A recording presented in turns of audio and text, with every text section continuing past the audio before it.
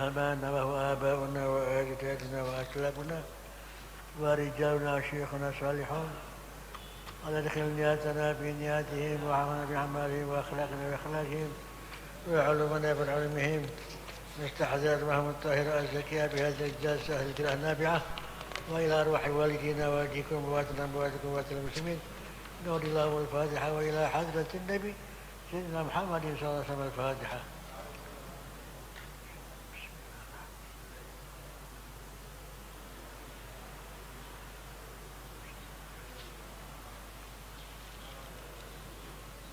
بسم الله الرحمن الرحيم. رضي الله عنكم.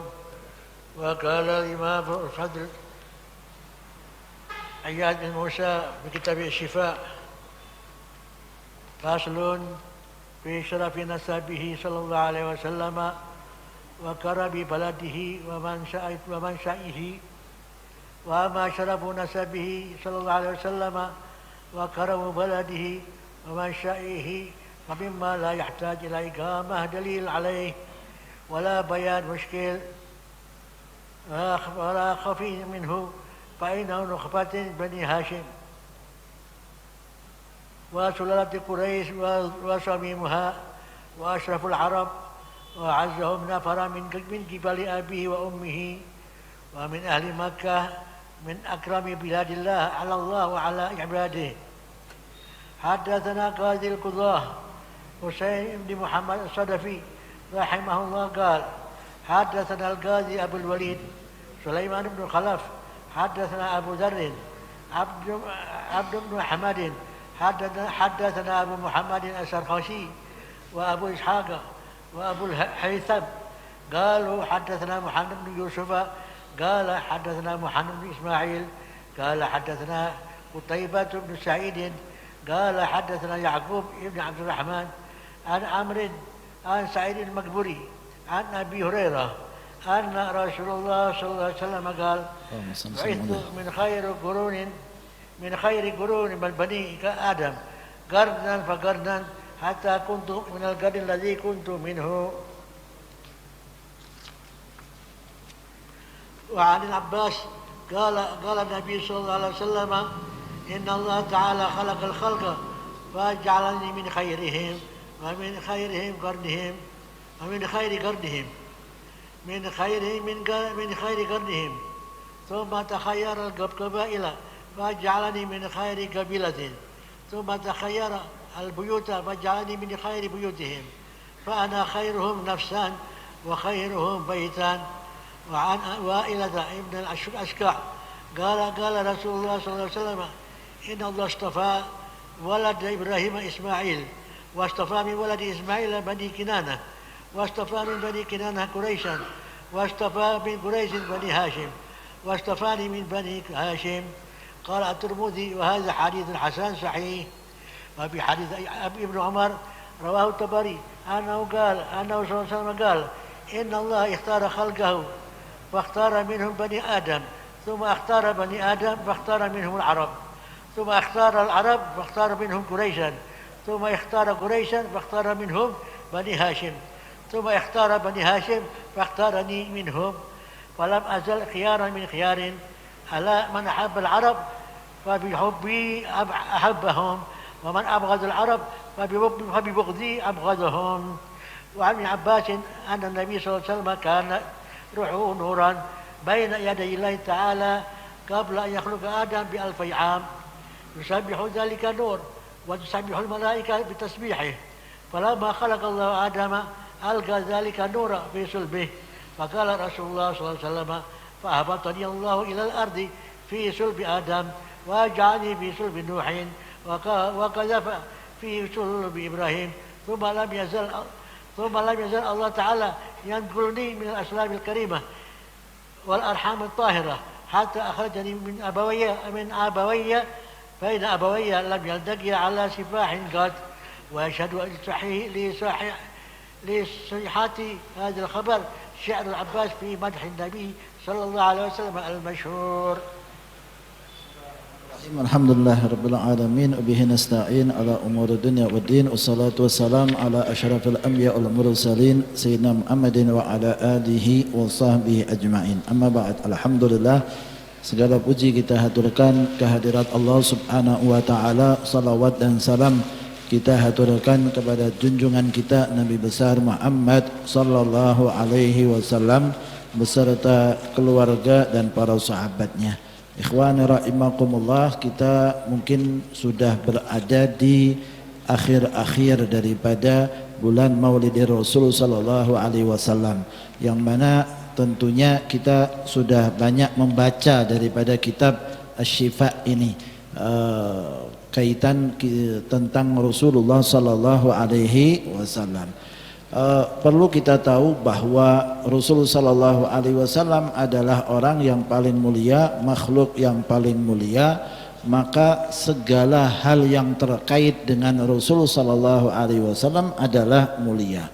Maka pada kesempatan ini kita bahas fi syarafi nasabihi sallallahu alaihi wasallam wa qarami baladihi wa man sya'ihi.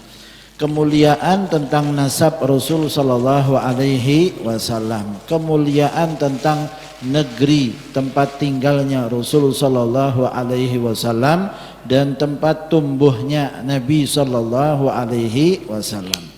Ikhwana rahimakumullah, terkait dengan Rasul sallallahu alaihi wasallam, maka nasabnya beliau terus menerus adalah orang-orang yang mulia. Dari sejak ayah beliau Abdullah Abdul Muttalib terus sampai kepada Nabi Ibrahim alaihissalam, sampai kepada Nabi Allah Nuh alaihissalam, sampai kepada Nabi Adam alaihissalam. Mereka adalah orang-orang yang mulia, mereka adalah orang-orang pilihan. Dasarnya apa? Hadis-hadis yang tadi kita baca. Kita tahu bahwa beliau Al-Imam Al-Qadhi Iyad adalah seorang ahli hadis, tidak menukilkan di dalam kitab beliau kecuali ada hadis-hadis yang menjadi sandarannya. Maka beliau katakan di sini, Anda kalau baca kitab beliau, satu hadis itu selalu diriwayatkan oleh beliau, an fulan an fulan an fulan, layaknya kitab Sahih Al-Bukhari. Tapi ini adalah kitab yang riwayat-riwayat yang beliau dapatkan. Beliau dapatkan dari fulan, semuanya ada. Perawi-perawinya menunjukkan bahwa semua apa yang disampaikan oleh beliau ada rujukan hadis-hadisnya. Seperti yang ada pada hadis ini, bu'ithtu min khairi kuruni bani Adam qarnan fa qarnan. Bahwa aku diutus oleh Allah subhanahu wa ta'ala dari sebaik-baik masa, anak keturunan Nabi Adam alaihissalam, dari masa tertentu sampai masa berikutnya, hatta kuntu minal qarnil ladzi kuntu minhu, sampai pada satu masa di situ aku berada, kata Nabi sallallahu alaihi wasallam. Kita tahu ada hadis lain yang mengatakan khairul quruni qarni, masa terbaik itu adalah masa ketika aku ada, kata Nabi sallallahu alaihi wasallam. Kita tahu pula ada ayat Al-Qur'an yang mengatakan la'amruka innahum lafi sakratihim ya'mahun, demi umur kamu wahai Nabi sallallahu alaihi wasallam. Artinya apa? Allah subhanahu wa ta'ala bersumpah atas umurnya Nabi. Apa itu umurnya Nabi? Ya dari masa kelahirannya Rasul sallallahu alaihi wasallam sampai wafatnya Rasul sallallahu alaihi wasallam. Itu dijadikan oleh Allah sebagai sumpah yang ada di dalam Al-Quran, menunjukkan masa hidupnya Nabi sallallahu alaihi wasallam adalah masa yang terbaik, dan tidak bisa seseorang untuk kemudian kembali kepada masa yang terbaik kecuali kembali kepada sirah Nabi sallallahu alaihi wasallam. Kemudian ikhwan rahimakumullah, dalam hadis yang berikutnya Rasulullah sallallahu alaihi wasallam menyatakan, innallaha ta'ala khalaqal khalqa. Allah subhanahu wa ta'ala ini menciptakan makhluk, faja'alani min khairihim, dan Allah subhanahu wa ta'ala jadikan aku dari sebaik-baik makhluk. Apa artinya? Pilihan dari Allah bahwa kita umat manusia ini adalah makhluk pilihan. Allah sudah diciptakan berupa nur, cahaya dari masa sebelumnya. Hadisnya ada. Rujukannya ada. Nanti akan disebutkan oleh beliau. Allah subhanahu wa ta'ala mau jadikan di mana ini? Rasulullah sallallahu alaihi wasallam sudah ada nurnya, cahayanya. Maka ikhwan rahimakumullah, tidak dititipkan cahaya tersebut kepada satu makhluk kecuali memang makhluk itu adalah yang paling mulia. Walaqad karramna bani Adam. Kami Allah subhanahu wa ta'ala telah muliakan anak cucu Adam. Buktinya Allah jadikan malaikat sujud kepada Nabi Adam. Mau mana lagi yang lebih mulia? Ini malaikat sudah banyak ibadah kepada Allah subhanahu wa ta'ala. Muncul satu makhluk baru kemarin, baru tadi, sebelum-belumnya nggak ada. Malaikat sibuk dengan ibadahnya kepada Allah subhanahu wa ta'ala. Berapa lama? Ribuan tahun. Allah katakan, inni ja'ilun fil ardi khalifah. Ada makhluk yang mau aku jadikan sebagai khalifah di atas muka bumi. Kalau sudah aku ciptakan, kalian para malaikat sujud kepadanya. Penghormatan, ada kemuliaan yang ada pada manusia Nabi Allah Adam alaihi salam, karena ada nur cahaya yang dititipkan oleh Allah subhanahu wa ta'ala kepada Nabi Allah Adam alaihi salam. Maka dalam hadis disebutkan, thumma takhayyarul qabail, dari makhluk manusia ini Allah pilih kabilah mana mau yang diletakkan Rasulullah. Tadi manusia sudah ditetapkan oleh Allah. Allah akan jadikan Rasul sallallahu alaihi wasallam dari sisi manusia. Lalu Allah mau pilih mana? Dimasukkan kepada kabilah yang mana? Suku yang mana? Dipilihlah oleh Allah subhanahu wa ta'ala. Faja'alani fi khairi qabilatin. Allah jadikan aku berada pada kabilah yang terbaik. Thumma takhayyarul buyut. Kemudian setelah itu Allah pilih rumah mana yang mau dijadikan oleh Allah untuk aku Rasulullah sallallahu alaihi wasallam. Faja'alani fi khairi buyutihim. Maka Allah jadikan aku ini pada sebaik-baik rumah. Fa ana khairuhum nafsan, aku adalah orang yang paling baik jiwanya. Wa khairuhum baitan, dan aku adalah rumah yang terbaik, kata Nabi sallallahu alaihi wasallam. Dalam hadis yang lain Rasulullah sallallahu alaihi wasallam bersabda, innallaha astafa min waladi Ibrahim Ismail. Allah pilih dari anaknya Nabi Ibrahim Ismail, karena ada Nabi Allah Ishak alaihi salam. Ada kemuliaan, ada. Tidak boleh kita meremehkan yang lainnya. Nabi Allah Ishak dengan kemuliaannya. Nabi sallallahu alaihi wasallam ketika ditanya, siapa orang yang mulia? Kata Rasulullah sallallahu alaihi wasallam, Yusuf bin Yaqub bin Ishak bin Ibrahim, Nabiun ibn Nabi ibn Nabi ibn Nabi. Mulia bagaimana? Tapi ini mau ada sesuatu yang berbeda pada Rasulullah sallallahu alaihi wasallam. Maka dijadikan oleh Allah pilihannya kepada Nabi Allah Ismail alaihi salam. Wastafa min waladi Ismail bani Kinanah. Allah pilih daripada anak keturunan Nabi Allah Ismail dari Bani Kinanah. Wastafa min Bani Kinanah Quraisyan. Dan Allah subhanahu wa ta'ala pilih daripada Bani Kinanah suku Quraisy. wastafa min Quraisyin Bani Hashim.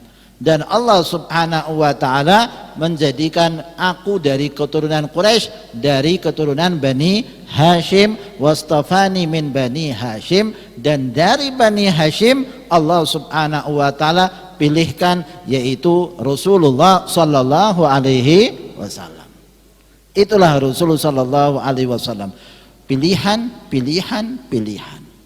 Yang terbaik, yang terbaik, yang terbaik. Itulah Rasulullah sallallahu alaihi wasallam. Dipilih oleh Allah keturunan-keturunannya, kakek nenek moyangnya Rasulullah sallallahu alaihi wasallam.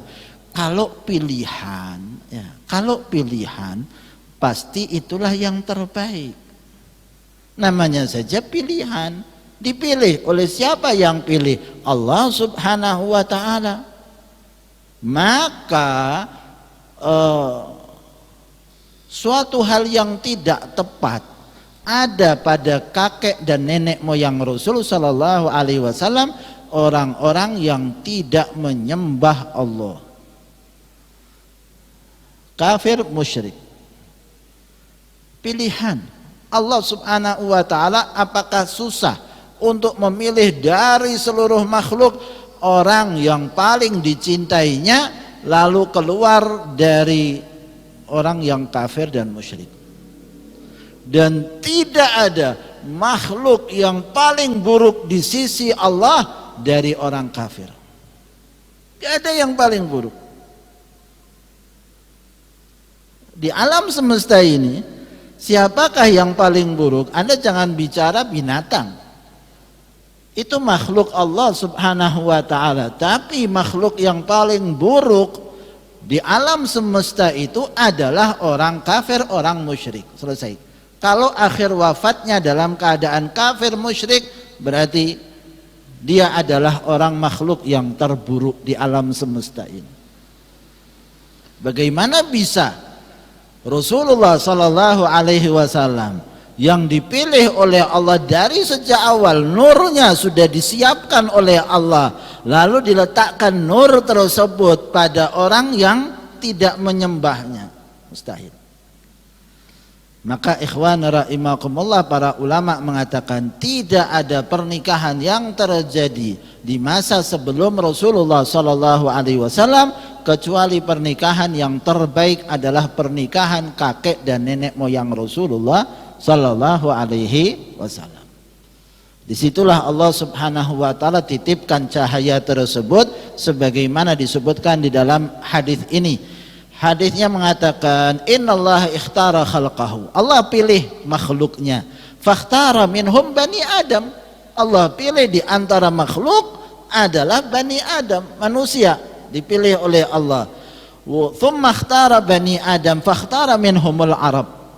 Kemudian dipilih dari keturunan manusia ini siapa yang terbaik, maka dipilih oleh Allah subhanahu wa ta'ala mereka adalah orang-orang Arab. Thumma ikhtaral Arab fakhtara minhum Quraisyan. Kemudian dipilihlah di antara orang-orang Arab yang terbaik adalah suku Quraisy. Thumma ikhtara Quraisyan fakhtara minhum Bani Hashim. Lalu dipilih dari suku Quraisy Bani Hashim, lalu kemudian dipilihlah di antara Bani Hashim aku, kata Rasulullah sallallahu alaihi wasallam. Maka disebutkan oleh Rasul sallallahu alaihi wasallam, ala man ahabbal Arab fabihubbi ahabbahum. Rasul sallallahu alaihi wasallam yang mengingatkan, ketahuilah siapa yang mencintai orang Arab, maka sebabnya adalah karena kecintaannya kepada aku, maka dia akhirnya cinta kepada orang Arab. Wa man abghadhal Arab, kata Nabi sallallahu alaihi wasallam, siapa yang membenci orang-orang Arab, fabi bughdhi abghadhahum, sebab dia benci kepada aku, kata Rasulullah sallallahu alaihi wasallam, menjadikan dia orang yang membenci kepada suku Arab. Rasulullah sallallahu alaihi wasallam mengingatkan segala sesuatu yang terkait dengan Rasulullah sallallahu alaihi wasallam adalah mulia. Bukan kita ini yang bicara adalah Rasulullah Sallallahu Alaihi Wasallam.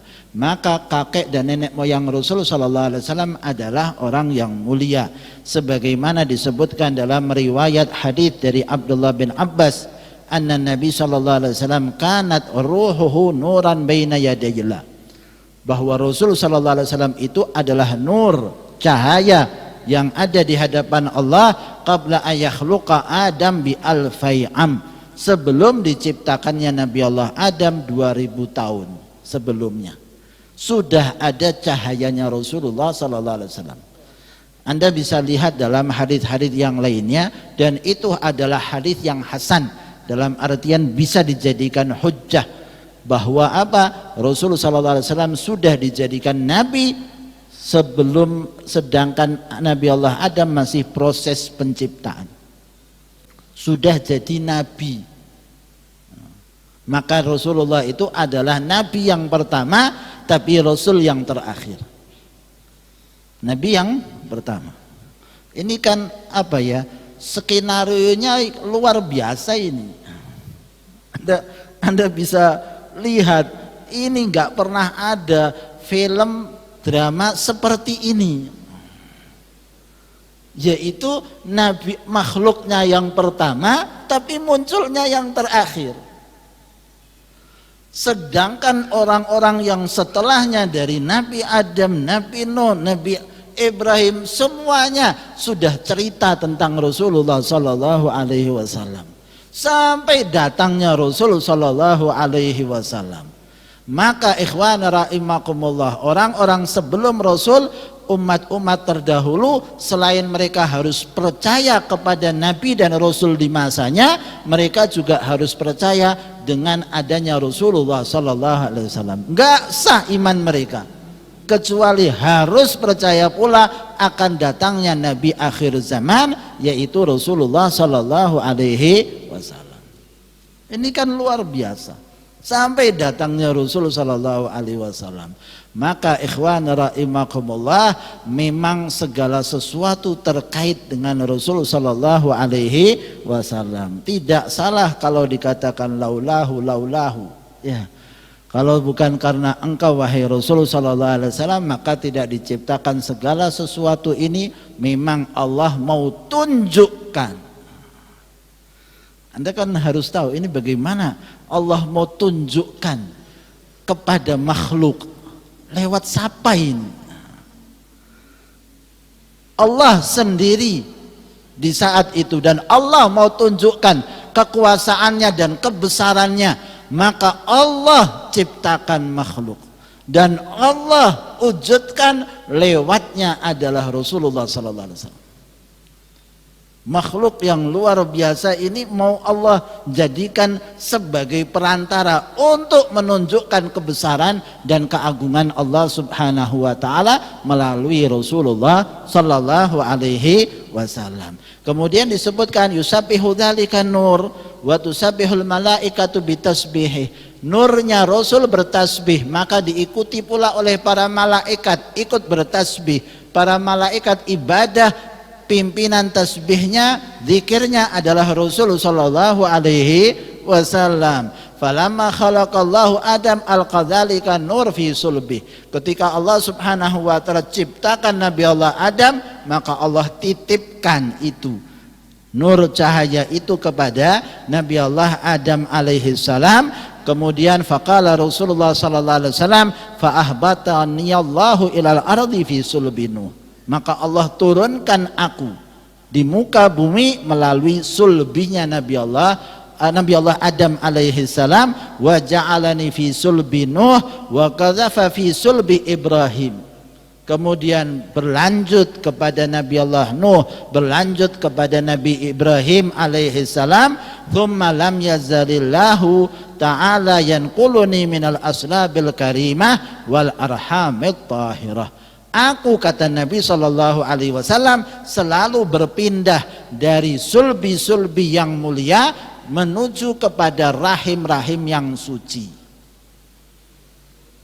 Rasul yang mengatakan itu kok, ya, bahwa sulbi-sulbinya aku sebelum aku, ya, itu adalah sulbinya orang-orang mulia yang tidak berbuat seperti apa yang dilakukan oleh orang-orang di masa jahiliyah. Menyembah berhala lah, berlaku apapun, nggak ada yang dilakukan oleh kakek dan nenek moyang Rasulullah sallallahu alaihi wasallam. Hatta akhrajani baina abawayya wa lam yaltaqiya ala sifahin qat. Dan sampai aku ini dikeluarkan oleh Allah dari dua orang tua saya, ayah dan ibu saya, mereka semuanya tidak melakukan perzinaan sama sekali. Nikah, dengan nikahnya mereka orang-orang di masa itu bukan mau berbuat apa saja, enggak, sama sekali. Mereka semuanya adalah orang-orang yang suci, orang-orang yang mulia, dipilih oleh Allah subhanahu wa ta'ala. Ikhwan rahimakumullah, saya ambilkan dari kitab yang lainnya tentang kemuliaan nasab Rasulullah sallallahu alaihi wasallam, di mana dalam ayat Al-Qur'an disebutkan laqad ja'akum rasulun min anfusikum, dari diri kalian. Pembacaan yang lainnya mengatakan min anfasikum. Min anfasikum apa artinya? Yaitu dari orang yang terbaik di antara kalian. Itulah Rasulullah sallallahu alaihi wasallam. Kemudian Allah subhanahu wa ta'ala berikan pilihan itu kepada Rasulullah sallallahu alaihi wasallam, kakek dan nenek moyang Nabi sallallahu alaihi wasallam. Siapakah Rasul pernah mengucapkan dalam hadisnya? Beliau dalam Sahih Bukhari disebutkan bahwa Abul Qasim Muhammad bin Abdullah bin Abdul Muttalib bin Hashim bin Abdi Manaf bin Qusay bin Kilab bin Murrah bin Ka'ab bin Lu'ay bin Ghalib ibn Fihir ibn Malik ibn Nadar ibn Kinanah ibn Khuzaimah ibn Mudrikah bin Ilyas bin Mudhar bin Nizar bin Ma'ad bin Adnan. Rasul pernah menyatakan dalam hadisnya, beliau keturunannya ini, kakek dan nenek moyangnya ini, disebutkan oleh Rasul sallallahu alaihi wasallam di atasnya. Maka Nabi sallallahu alaihi wasallam mengatakan kadzaban nasabun. Nasab selanjutnya ya khilaf pendapat ulama. Kalau ini sudah jelas, itulah kakek dan nenek moyang Rasulullah sallallahu alaihi wasallam. Ya. Kemudian ikhwan rahimakumullah, Quraisy itu dari mana? Diambil dari keturunan Nadhar ibn Kinanah. Nadhar ibn Kinanah, dari kakek nenek moyang Nabi namanya Nadhar ibn Kinanah, itu adalah Quraisy. Ya. Nah, Quraisy ada keutamaan. Ya. Apa itu diantaranya? Ada surat yang namanya surat Quraisy. Ada surat namanya surat Quraisy. Li'ilafi Quraisyin. Disebutkan oleh Allah subhanahu wa ta'ala di dalam ayat Al-Quran tentang suku Quraisy. Dan Rasul mengatakan fa'ana min Quraisy, dan aku dari suku Quraisy, kata Nabi sallallahu alaihi wasallam. Dan Allah subhanahu wa ta'ala, Allah mau kasih kemuliaan kepada suku Quraisy, dan memang mereka ini adalah, ya sudahlah, apa ya dipilih sama Allah. Bagaimana dipilihnya oleh Allah? Mereka pada saat itu sedang masa jahiliyahnya, dengan penyembahan berhalanya. Datanglah Abraha untuk menghancurkan Ka'bah, tapi Allah lindungi orang-orang Quraisy. Allah kasih pertolongan kepada orang-orang Quraisy. Maka Anda bisa lihat dalam kisah Abdul Muttalib, kakek Nabi sallallahu alaihi wasallam, yang datang sama Abraha, mengatakan kepada Abraha, tentara kamu ambil unta saya 200 ekor. Abraha waktu datang Abdul Muttalib, dikatakan oleh orang-orangnya, ini pimpinannya orang Quraisy. pimpinannya Quraisy, mau saya datang kepadanya, mau saya perangi mereka, sekarang datang kasih kemuliaan, duduk di sebelahnya Abraha. Ada hajat apa? Unta saya. Marah Abraha pada saat itu. Saya datang mau hancurkan Ka'bah, kok kamu malah bicara unta kamu? Kata Abdul Muttalib, unta itu milik saya dan saya yang ngurus. Sedangkan Ka'bah itu miliknya Allah. Allah nanti yang ngurus. Nggak tahu, mau nanti datang burung ababil, saya nggak tahu. Tapi saya yakin Allah bakal datang dengan pertolongannya. Ini kan menunjukkan bagaimana ini orang-orang Quraisy pada saat itu sedang nyembah berhala, tapi Allah Subhanahu wa taala lindungi mereka sehingga Abraha itu pun tidak sampai masuk ke tanah suci Makkah. Sedikit pun enggak. Mau masuk, gajahnya itu keluar, enggak bisa diajak untuk masuk.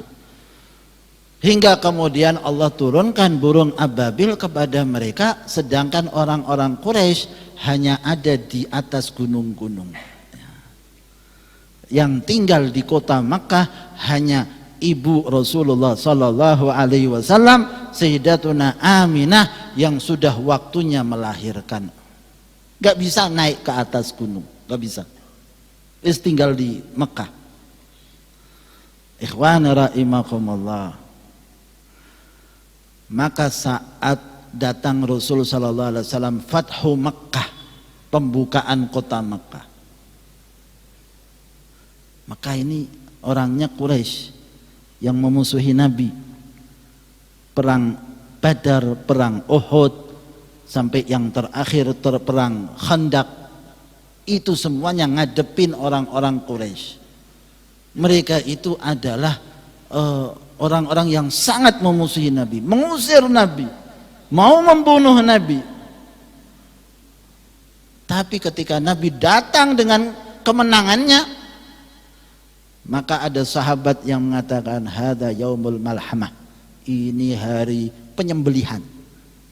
Orang-orang Quraisy bakal disembelih oleh Rasul sallallahu alaihi wasallam. Musuhnya Nabi, ya, memerangi Nabi, layak untuk dibunuh. Kemarin baru saja perang Bani Quraidah, dan semua orang-orang Yahudi semuanya disembelih. Mereka karena memerangi Rasul sallallahu alaihi wasallam, berkhianat kepada Rasul sallallahu alaihi wasallam. Maka wajar ada yang mengatakan ini hari penyembelihan. Tapi Nabi mengatakan bukan, ya, ini bukan hari penyembelihan, ini hari memuliakan Quraisy. Nabi yang mengatakan itu, ikhwani rahimakumullah. Nabi tanyakan kepada orang-orang Quraisy, gimana pendapat kalian? Apa yang akan saya perbuat terhadap kalian? Maka kata Nabi, kata orang-orang Quraisy yang memerangi Nabi, memusuhi Nabi, mengatakan, Karimun ibnu Karimin, orang mulia, anak daripada orang mulia. Idhabu fa antum mutlaqa, seperti kalian semuanya bebas kok kalian, nggak ada yang saya tuntut sama sekali kok dari diri kalian. Masuklah Islam mereka. Rasul sudah dari dulu sudah mengatakan kepada mereka, orang-orang Quraisy, kalau kalian ingin mulia, ikuti aku, kata Nabi Shallallahu Alaihi Wasallam. Orang-orang Persia Romawi itu akan jatuh kepada kita kaum muslimin. Tapi kan mereka kan gak percaya awalnya kepada Nabi Shallallahu Alaihi Wasallam, sehingga mereka melakukan semacam itu. Ikhwan rahimakumullah, Allah muliakan orang Quraisy karena Nabi Shallallahu Alaihi Wasallam dari Quraisy, sehingga dimuliakan oleh Allah Subhanahu wa taala dengan surat Quraisy. Ya. Kemudian ikhwan rahimakumullah, kakek dan nenek moyang Nabi sallallahu alaihi wasallam, kita mulai dari Abdullah ayah Nabi, adalah orang yang sangat mulia, umurnya dalam riwayat 18 tahun, dalam riwayat yang lain paling umurnya 25 tahun. Umurnya ayah Rasul sallallahu alaihi wasallam. Wajahnya yang sangat tampan, kemudian tampak cahaya itu di wajahnya. Kenapa? Karena sudah terlalu dekat cahaya itu berpindah dari Nabi Allah Adam alaihi salam turun sampai yang terdekat kepada ayah Rasulullah sallallahu alaihi wasallam, sehingga cahaya itu tampak di wajahnya. Maka kan dalam satu kisah disebutkan ada wanita yang selalu menawarkan diri kepada Abdullah, wahai Abdullah, nikah sama saya. Abdullah nggak mau, orangnya mulia, nggak begitu saja ajakan orang diikuti. Lewat lagi, Abdullah kawin sama saya. Selalu menawarkan dirinya, sampai pada satu saat lewat Abdullah dan dia nggak nawarkan diri. Abdullah kemudian tanya, kamu biasanya minta saya nikah sama kamu, sekarang kenapa enggak? Dulu saya minta karena ada cahaya itu di dahi kamu itu. Saya lihat pasti itu anak keturunan kamu yang luar biasa. Tapi sekarang sudah enggak ada cahayanya. Baru saja nikah saya, ya. Saya baru saja nikah dengan Aminah. Cahayanya sudah diberikan kepada ibu Rasulullah sallallahu alaihi wasallam. Berpindah dari orang-orang yang mulia, sulbi-sulbi yang mulia, hingga kepada rahim-rahim yang suci. Kemudian kita tahu Abdul Muttalib, kakek Nabi sallallahu alaihi wasallam, pimpinan orang Quraisy di masanya, namanya adalah Syaibatul Hamad. Kenapa dinamakan Syaibah? Syaibah itu uban, karena lahir sudah beruban di bagian atasnya itu. Rambutnya sudah dari lahir sudah beruban, sehingga dinamakan Syaibatul Hamad. Kenapa kok dinamakan Abdul Muttalib? Karena saudaranya Hashim namanya Muttalib. Hashim meninggal, dia itu punya anak di kota Madinah. Jadi kenapa Rasulullah itu ada kaitannya dengan orang-orang Ansar? Karena kakek Rasul Hashim itu menikah dengan seorang dari Ansar, Salma An-Najjariyah, dari suku Bani Najjar. Maka kan ada orang yang kita tahu bahwa Nabi akhirnya bertempat di situ. Untanya kan dibiarkan sama Nabi ketika masuk kota Madinah. Akhirnya menetap di suku Bani Najjar, tempat daripada keluarga Nabi Shallallahu Alaihi Wasallam dari kakek nenek moyangnya. Dari Hashim, Hashim punya istri namanya Salma. Salma ini dari suku Bani Najjar, punya anak Syaibatul Hamad. Ayahnya Hashim sudah wafat, maka dibawa ya orang-orang Quraisy, orang-orang Arab lah. Anak itu ikutnya ayah, bukan ikutnya ibu. Ya. Maka dibawa pulang. Ketika dibawa pulang, Syaibatul Hamad ini warna kulitnya enggak putih, agak coklat, ya. Sehingga orang-orang ketika datang Abdul Muttalib bawa anak di belakangnya, dianggapnya ini budaknya Abdul Muttalib, budaknya Muttalib, maka akhirnya dikasih nama Abdul Muttalib, kakek Nabi Shallallahu Alaihi Wasallam. Dan tentunya di situ masih ada kisah-kisah yang lainnya terkait dengan kakek dan nenek moyang Nabi Shallallahu Alaihi Wasallam. Hashim kakek Nabi Shallallahu Alaihi Wasallam punya jasa, yaitu apa? Bisanya mereka ini pergi ke Syam maupun ke Habasyah, karena Hashim menemui raja Habasyah dan menemui raja di Syam untuk minta surat aman. Surat aman. Bepergian mereka orang-orang Quraisy, maka akhirnya mereka bisa melakukan bepergian kemanapun karena ada surat aman yang dibuat oleh kakek Nabi Shallallahu Alaihi Wasallam, namanya Hashim. Sehingga Hashim ini punya jasa luar biasa, seperti yang disebutkan di dalam ayat Al-Quran, li ilafi Quraisyin ilafihim rihlatash syita'i wassaif. Mereka bisa pergi kemanapun dalam keadaan aman. Ke Syam aman, kemudian ke Habasyah aman, semuanya ada jasa daripada kakek Nabi Shallallahu Alaihi Wasallam, Hashim namanya. Dan tidak dinamakan Hashim kecuali karena banyaknya mereka itu, banyaknya beliau memberi makan kepada orang-orang yang haji. ya, memotong-motong daripada makanan, dinamakan akhirnya adalah orangnya namanya Hashim. Begitu pula kakek dan nenek moyang Nabi SAW semuanya adalah orang-orang yang mulia. Dan satu, Nabi SAW pernah mengatakan di dalam hadisnya, anan nabiyyu la kadzib ana ibnu Abdul Muttalib. Kata Nabi SAW waktu perang Hunain, ketika orang-orang bercerai-berai, tinggal Rasul SAW mengajak kaum muslimin untuk kembali berperang. Nabi mengatakan, anan nabiyyu la kadzib, saya ini nabi yang bukan pendusta. Ana ibnu Abdul Muttalib, saya adalah anak cucu daripada Abdul Muttalib, yang menunjukkan bahwa Nabi berbangga dengan kakek nenek moyangnya. Rasul SAW tidak mungkin berbangga dengan orang-orang yang kafir, sama sekali tidak. Itu yang perlu kita tahu tentang nasab daripada Rasulullah Sallallahu Alaihi Wasallam. Semoga Allah Subhanahu Wa Taala jadikan kita sebagai orang-orang yang cinta kepada Rasul Sallallahu Alaihi Wasallam, dicintai Rasul Sallallahu Alaihi Wasallam. Amin amin ya rabbal alamin. Ya ikhwani rahimakumullah, kaitannya dengan kakek dan nenek moyang Rasul Sallallahu Alaihi Wasallam, termasuk diantaranya Abdu Manaf, kakek dan nenek moyang Rasul Sallallahu Alaihi Wasallam. Disebutkan bahwa beliau itu adalah Qamarul Badha, bulannya padang pasir. Bulannya padang pasir itu julukannya terhadap kakek Nabi Sallallahu Alaihi Wasallam yang namanya Abdu Manaf. Dan mereka semuanya adalah dari saudara-saudaranya mengurus daripada keperluan orang-orang haji. Anda bisa bayangkan ya, orang-orang di masa dahulu melakukan ibadah haji, tidak ada hotel, tidak ada catering. Anda jangan bayangkan, catering nggak ada. Siapa yang ngasih makan? Yang ngasih makan kakek nenek moyang Nabi SAW. Dari sejak Abdul Muttalib sampai akhirnya Abu Talib pada saat itu memegang daripada pengurusan haji, itu beliau hutangnya terlalu banyak, akhirnya diserahkan kepada Abbas, dibeli haknya oleh Abbas, paman Nabi SAW yang lainnya.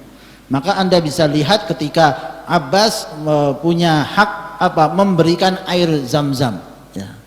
Yang kasih minum air Zam-Zam adalah Abbas, kakek Nabi, paman Nabi Shallallahu Alaihi Wasallam.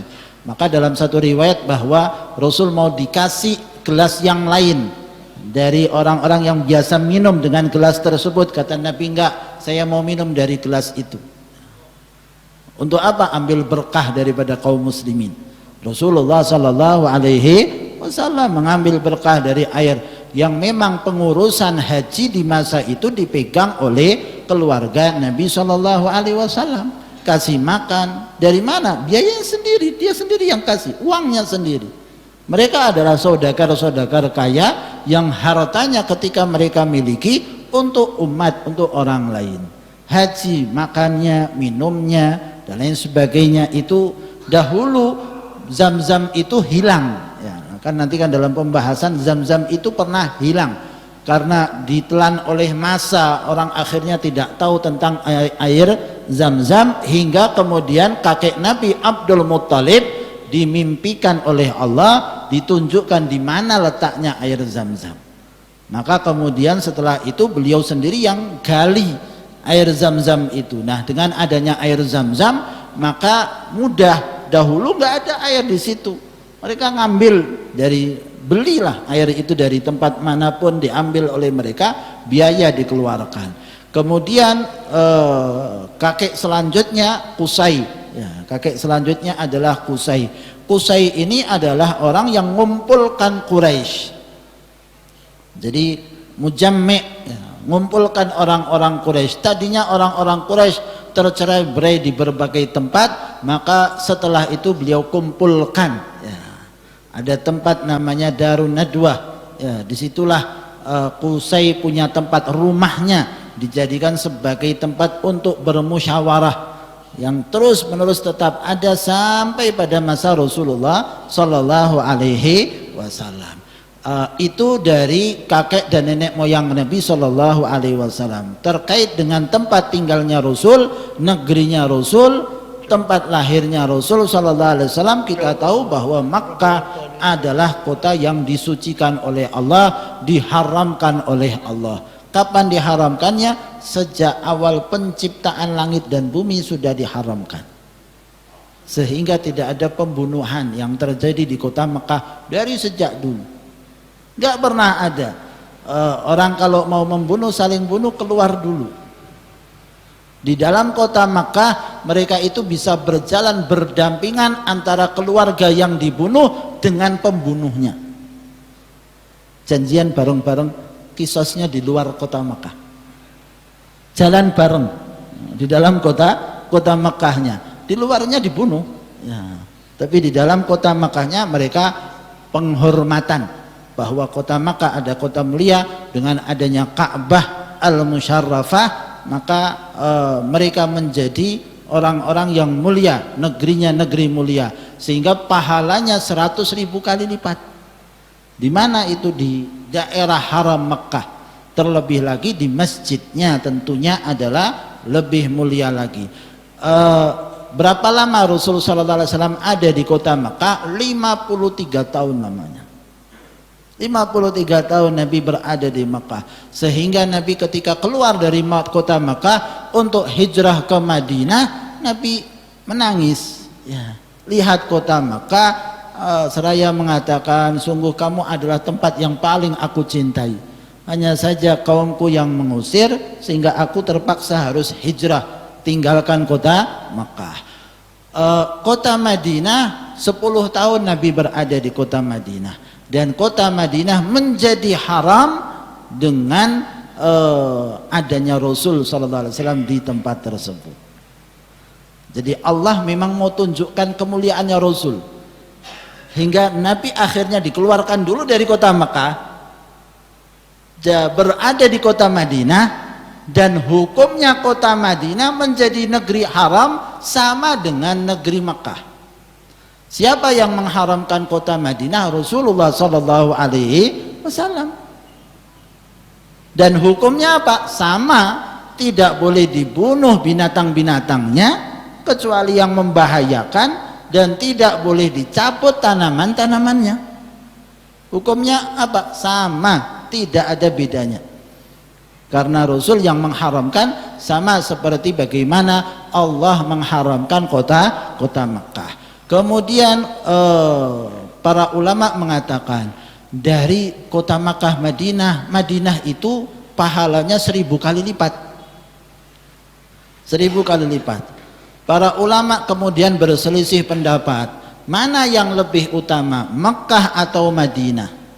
Para ulama mengatakan Makkah lebih utama daripada kota Madinah, selain tempat di mana di situ dikuburkannya Rasulullah Shallallahu Alaihi Wasallam. Kalau tempat sekarang di mana di situ dikuburkannya Nabi Shallallahu Alaihi Wasallam, maka itu adalah tempat yang paling utama, paling mulia di alam semesta, lebih utama daripada surga, lebih utama daripada arasy, lebih utama daripada kursi, karena di situ ada makhluk yang paling mulia, lebih mulia daripada arasy, lebih mulia daripada al-kursi, yaitu Rasulullah sallallahu alaihi wasallam. Makkah, mana yang paling utama di dalam kota Makkah? Ka'bahnya. Setelah itu Masjidil Haramnya. Setelah itu mana? Setelah itu rumah Sayyidah Khadijah. Loh, kenapa kok rumah Sayyidah Khadijah? Karena di situ Rasulullah paling lama. Kita tahu bahwa Rasulullah 4 tahun di desa Bani Sa'ad, 2 tahun berikutnya bersama dengan ibunya, 2 tahun berikutnya bersama dengan kakeknya, 2 tahun setelah itu kemudian dengan pamannya. Dari umur berapa? Nabi 8 tahun. Sampai umur berapa? Sampai umur 25 tahun. Berapa lama itu? 17 tahun lamanya. Di rumah pamannya Abu Talib. Lanjutnya dari umur 25 tahun sampai umur 53 tahun. Di mana? Di rumah Sayyidah Khadijah. Berapa lama itu? 28 tahun. sehingga tempat disitulah Rasul sallallahu alaihi wasallam lebih lama dibandingkan dengan yang lainnya. Maka setelah Ka'bah, setelah Masjidil Haram, tempat yang paling mulia adalah rumah Sayyidah Khadijah, di mana di situ Rasulullah sallallahu alaihi wasallam berada. Maka itulah kemuliaan yang ada pada Rasul sallallahu alaihi wasallam. Kita harus tahu dan menunjukkan kemuliaan, kehebatan, keagungan Rasulullah sallallahu alaihi wasallam. Segala sesuatu yang terkait dengan Rasulullah sallallahu alaihi wasallam maka menjadi mulia. Ikhwani rahimakumullah, kalau kita ingin mulia, tiru Rasul sallallahu alaihi wasallam.